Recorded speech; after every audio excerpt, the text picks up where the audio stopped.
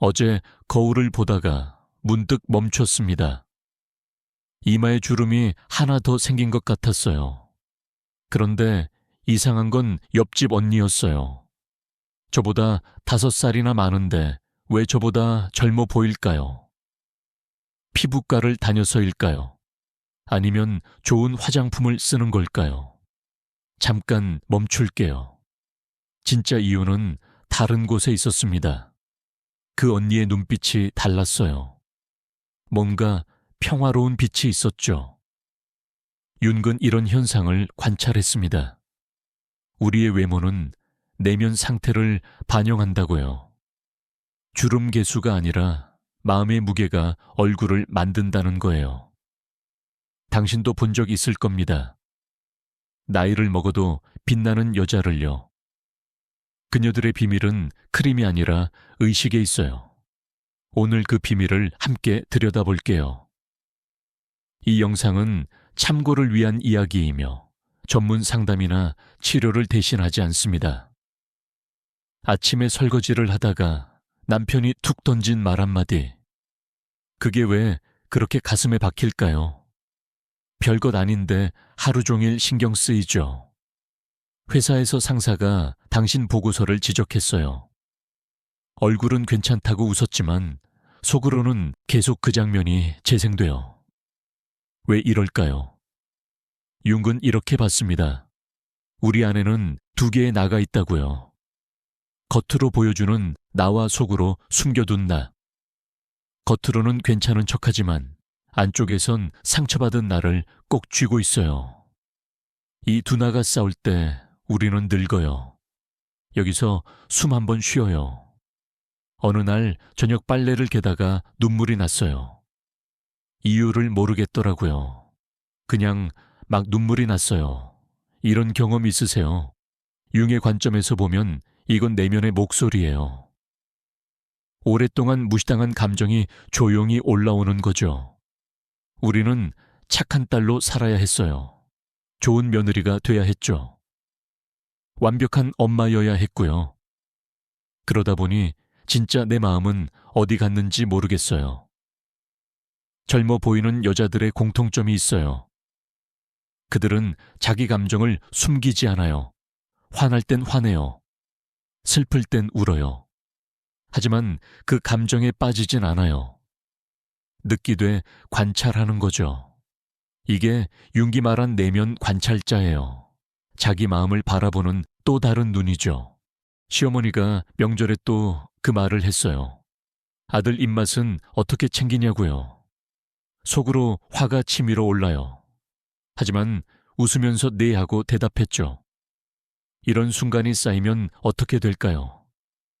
화는 사라지지 않아요. 그냥 몸속 어딘가에 쌓여요. 목이 뻐근하고 어깨가 무거워요. 이유 없이 피곤하죠. 이게 다 억눌린 감정이 만든 거예요. 융은 이걸 그림자라고 불렀어요. 우리가 인정하지 못한 자신의 한 부분이죠. 당신의 그림자는 뭔가요? 친구가 해외여행 사진을 올렸어요. 멋진 남편과 함께요. 보는 순간 마음이 불편해져요. 축하한다고 댓글을 달지만 손가락이 무거워요. 이 찝찝한 기분은 뭘까요? 질투일 수도 있어요. 부러움일 수도 있고요. 중요한 건 그 감정을 인정하는 거예요. 아, 나는 지금 질투하고 있구나. 이렇게 인정하는 순간 그 감정은 힘을 잃어요. 지금 마음이 움직였나요? 회사 동료가 자기 자랑을 늘어나요. 승진했다, 집 샀다, 애가 1등 했다. 들으면 들을수록 짜증이 나요. 왜 그럴까요? 융의 설명은 이래요. 상대방이 문제가 아니라 내 안의 부족함이 건드려진 거라고요. 그 사람이 싫은 게 아니에요. 내가 못 이룬 걸 자극받는 거죠. 이걸 알아차리는 순간이 치유의 시작이에요. 문제는 밖이 아니라 안에 있다는 걸 인정하는 거죠. 그러면 에너지가 바뀌어요. 상대를 바꾸려는 데서 나를 이해하는 쪽으로요. 밤 11시가 넘었어요. 집안은 조용하고 모두 잠들었죠. 혼자 앉아 있는데 갑자기 공허해져요. 내가 뭘 하며 사는 건가? 이런 삶이 맞나? 이런 생각들이 몰려와요. 이건 영혼의 신호예요. 융은 중년의 위기를 영혼의 부름이라고 봤어요. 지금까지 살던 방식으로는 더 이상 못 산다는 내면의 외침이죠. 이 신호를 무시하면 우울해져요. 받아들이면 변화가 시작돼요. 당신은 어떤 신호를 받고 있나요? 남편과 대화가 없어요. 아침에 밥 먹었냐? 저녁에 피곤하냐? 이런 말만 오가죠. 속 깊은 이야기는 언제 했는지 기억도 안 나요. 침묵이 편해졌어요. 아니, 사실은 불편한데 말하기가 더 불편해요. 이 침묵 속에서 관계는 늙어가요. 융의 관점에서 부부는 서로의 거울이에요. 내가 보기 싫은 내 모습을 상대가 보여주는 거죠. 그래서 화가 나는 거예요. 남편이 문제가 아니라 남편을 통해 내 그림자를 보는 게 불편한 거예요. 여기서 잠깐 멈춰 볼게요. 엄마한테서 전화가 왔어요. 명절에 올 거냐고 물어요. 순간 가슴이 답답해져요. 가야 하는 건 아는데 가고 싶진 않아요. 효도해야 한다는 마음과 피곤하다는 마음이 싸워요. 이게 바로 정기예요. 한국 사람의 특별한 짐이죠. 의무와 감정 사이에서 우리는 늘 갈등해요. 체면도 챙겨야 하고 눈치도 봐야 하죠. 이런 문화적 압력이 우리를 지치게 해요. 젊어 보이는 여자들은 이걸 어떻게 할까요? 그들은 경계를 긋는 법을 알아요. 사랑하지만 모든 걸 다 주진 않아요. 딸이 학교에서 돌아와요. 시험 점수가 안 좋아요. 속으로 화가 치밀지만 참아요. 괜찮다고 다독이죠. 하지만 밤에 혼자 있으면 불안해져요. 다른 집 아이들은 다 잘하는데. 이 비교가 우리를 늙게 해요. 융은 개성화 과정을 말했어요. 남과 비교하지 않고 나만의 길을 가는 거예요. 쉽게 말하면 잃어버린 나를 찾는 여행이죠. 다른 사람의 기준이 아니라 내 영혼의 목소리를 듣는 거예요. 당신의 영혼은 뭐라고 말하나요? 퇴근길 지하철에서 거울을 봤어요. 피곤한 얼굴이 보여요. 눈가에 다크서클이 짙어요. 예전엔 안 그랬는데. 잠을 자도 피곤하고 쉬어도 개운하지 않아요. 몸이 말하고 있어요. 당신의 마음이 지쳤다고요. 융은 몸과 마음이 따로가 아니라고 했어요. 마음의 긴장이 몸으로 나타난다는 거죠. 두통, 소화불량 불면증 다 마음의 신호예요. 여기 댓글로 공감이라고 한 단어만 남겨주세요. 회식 자리가 불편해요. 술을 권하는 상사 옆에서 웃어야 하죠. 집에 가고 싶은데 분위기상 못 일어나요. 이런 자리가 점점 힘들어져요. 나이 들수록 이런 게 더 버거워요. 왜 그럴까요? 진짜 내가 아닌 모습으로 살아야 하는 시간이 길어지면 에너지가 소진돼요. 윤기 말한 페르소나예요. 겉으로 쓰는 가면이죠. 이 가면을 너무 오래 쓰고 있으면 진짜 얼굴을 잊어버려요. 가면을 벗을 시간이 필요해요. 주말 아침이에요. 할 일이 산더미처럼 쌓였어요. 빨래, 청소 장보기, 반찬 만들기. 하나도 안 하고 싶은데 안 하면 다음 주가 힘들어요. 그래서 또 일어나서 움직여요. 이게 반복되면 어떻게 될까요? 영혼은 쉬고 싶다고 외쳐요. 하지만 몸은 계속 움직이죠. 이 괴리가 우리를 지치게 해요. 융의 관점에서 보면 의식과 무의식이 따로 가는 거예요. 이 둘이 만나야 해요. 지금 당신은 어디 있나요? 동창 모임에 갔어요. 다들 잘 사는 것 같아요. 좋은 차 타고 명품 들고 와요. 나만 초라한 것 같아요. 집에 오는 길이 무거워요. 이 무거움의 정체는 뭘까요? 비교에서 오는 상처예요. 융은 말했어요. 당신의 여정은 남과 다르다고요. 비교는 당신의 고유한 길을 보지 못하게 해요. 젊어 보이는 여자들은 비교를 안 하네요. 자기 삶에 집중하죠. 그들은 자기만의 속도로 가요. 새벽 3시에 잠이 깨요. 다시 자려고 눈을 감지만 안 돼요. 내일 걱정, 지난 일 후회가 머릿속을 맴돌아요. 이런 밤이 자주 있어요. 불면은 마음의 신호예요. 무언가 해결되지 않은 게 있다는 거죠. 윤근 꿈에 주목했어요. 무의식이 우리에게 말을 거는 방식이라고요. 하지만 꿈을 기억 못해도 괜찮아요. 중요한 건 내 마음이 뭘 말하려는지 귀 기울이는 거예요. 지금 당신 마음은 뭐라고 하나요? 딸이 결혼 이야기를 꺼냈어요. 기쁘면서도 불안해요.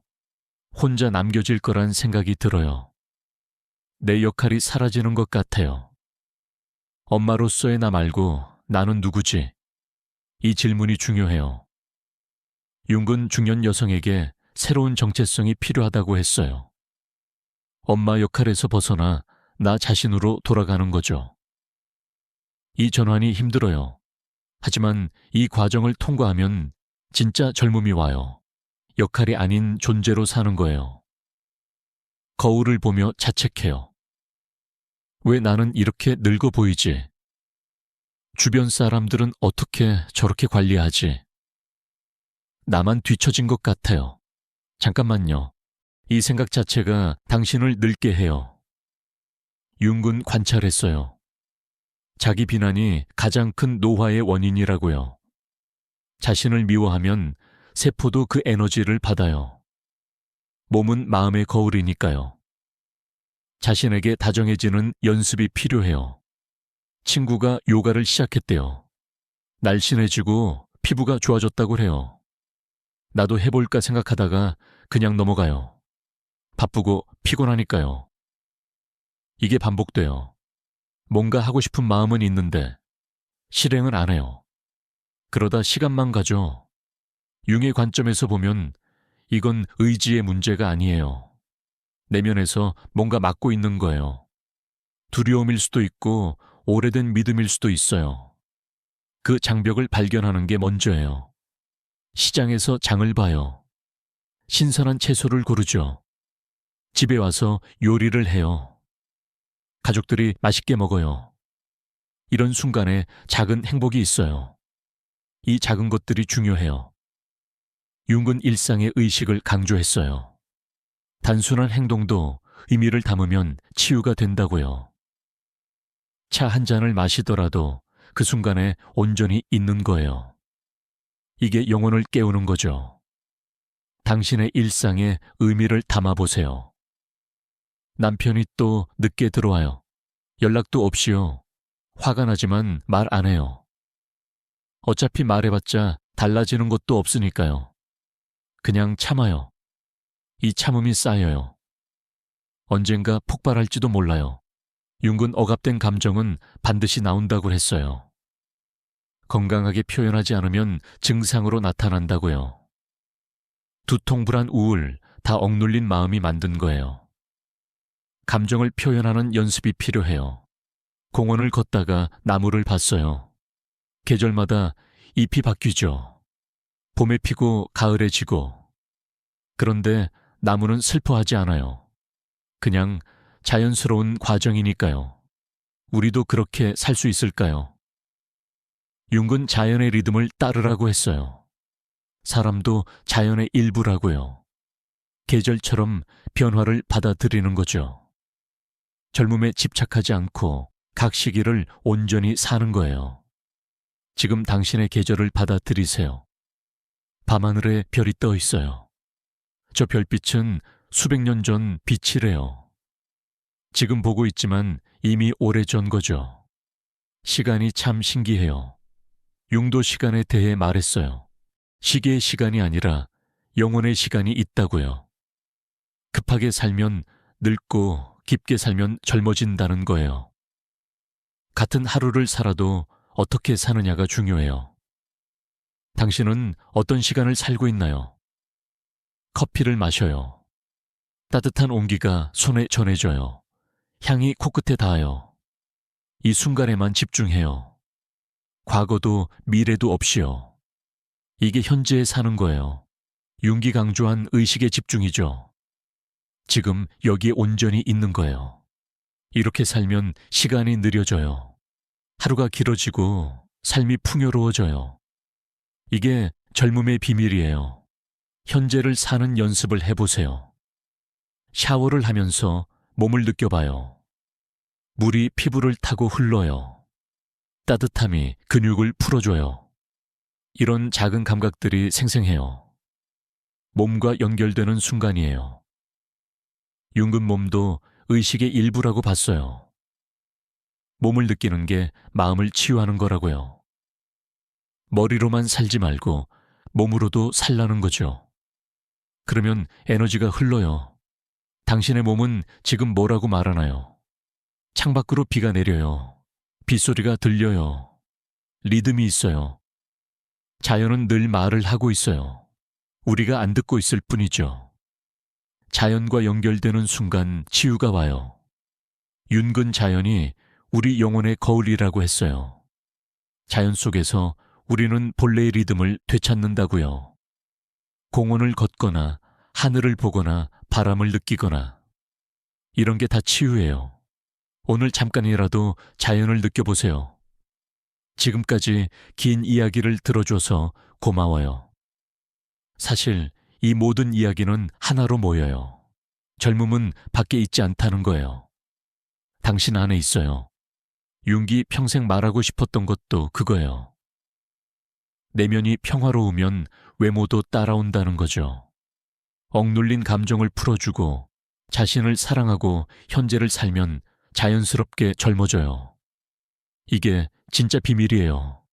당신은 이미 알고 있었을 거예요. 다만 확인이 필요했을 뿐이죠. 이제 시작해보세요. 오늘 밤 자기 전에 자신에게 물어보세요. 나는 지금 어떤 감정을 느끼고 있지? 그냥 느껴보는 거예요. 판단하지 말고요. 그게 첫걸음이에요. 매일 조금씩 자신과 대화하세요. 몸의 소리를 들어보세요. 자연을 느껴보세요. 이런 작은 실천들이 당신을 변화시킬 거예요. 젊음은 되찾는 게 아니라 깨어나는 거니까요. 당신의 영혼은 늙지 않아요. 단지 잠들어 있었을 뿐이죠. 이제 깨어날 시간이에요. 오늘부터 시작하세요. 당신은 할 수 있어요. 댓글로 나의 영혼 깨우기라고 적어주시고 구독 버튼도 눌러주세요. 당신의 여정을 응원합니다.